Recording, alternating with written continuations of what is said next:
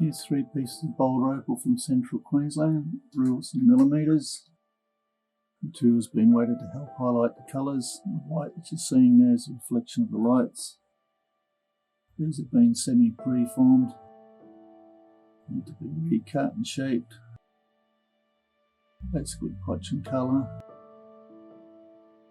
The material on the back is quite hard, so it should polish up well.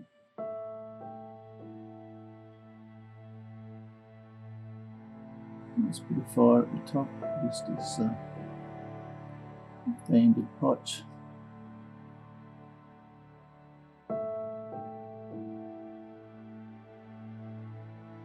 Again, pre-shaped.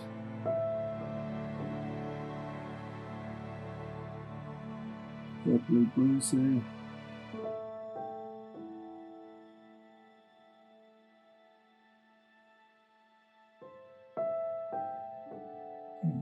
Again, pre-formed.